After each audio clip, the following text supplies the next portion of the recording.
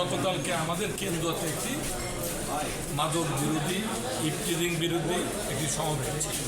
সেখানে আমাদের সম্মানিত পুলিশ সুপার মহোদয় এই কথাটা জনগণের উদ্দেশ্যে বলেছেন যে আপনারা অন্যান্য মারামারি কাটাকাটি যাই হোক সামাজিকভাবে বসে নিষ্পত্তি করতে পারলে ভালো, কিন্তু যে নারী নির্যাতন ধর্ষণ এই ব্যাপারে দায়িত্বটা আপনারা মেহরবানি করে পালন না করে এটা আইনের কাছে সুবর্দ করবেন এবং এটা আইনগতভাবে যা হয় সেই ব্যবস্থাটা আমরা নিব। এটা কিন্তু পুলিশ সুপার মহোদয় গতকালকে কেন্দ্রতে বলেছে।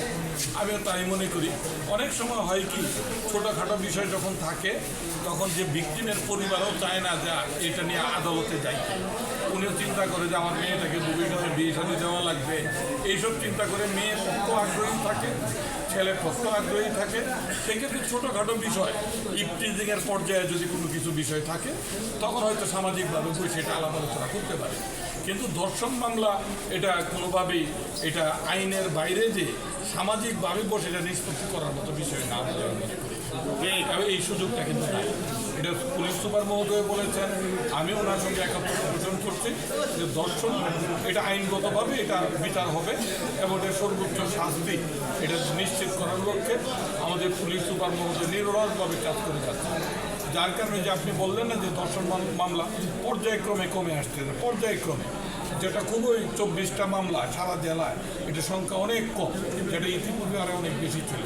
আশা করি এটা আরও কমে আসবে বলে আমরা বিশ্বাস করি। আমার তো জেলা বিএনপির সেক্রেটারি, কিন্তু এই ধরনের ঘটনা যদি পুনরাবৃত্তি হয় সেই ক্ষেত্রে আপনাদের অবস্থানটা কেমন থাকবে? না, এই ব্যাপারে তো আমরা কখনোই এটা উৎসাহিত তো করি না, নিরুৎসাহিত করি এবং এই ব্যাপারে আমাদের কঠোরতা থাকবে যেন এই ধরনের ধর্ষণের ক্ষেত্রে কোনো বিচার সালিসের নামে যাতে এটা নিষ্পত্তি না হয় সেটা আইনের মাধ্যমে দেওয়া হবে এবং এতে আমাদের কোনো দলীয় নেতাকর্মীদের যেন সম্পৃক্ত না থাকে সেই নির্দেশনা অবশ্যই ইতিপূর্বেও দেওয়া ছিল। এটা আপনি বলেছেন, এটা আরও জোরদার করবে। মাদকের বিষয়ে যে দরবার সালিশ হবে এইগুলো নিয়ে আপনি আসলে কী বলবেন? আমার জানা মতে মাদক নিয়ে কোনো দরবার সালিশ এখন পর্যন্ত হয় নাই, আমার জানা মতে হয় নাই, হবেও না, এবং মাদক নিয়ে কোনো আপোষ নাই। আজকে ওই যে পুলিশ সুপার মহোদয় থানা নির্বাহী কর্মকর্তা প্রতিনিয়ত প্রতিটা ইউনিয়নে যাচ্ছে, ওই যে গতকালকে আমরা পুলিশ সুপার জেলা প্রশাসক এই অনু সাহেব সহ আমরা কেন্দ্রত একটা মাদক বিরোধী বিশাল সমাবেশ করেছি এবং এই ব্যাপারে কোনো আপোষ নাই। আমি মনে করি এটার বিরুদ্ধে আরেকটা সংগ্রাম আমাদের শুরু করতে হবে। এই সংগ্রাম চলছে এবং এটা এগিয়ে নেওয়ার জন্য আপনাদেরও সহযোগিতা দরকার।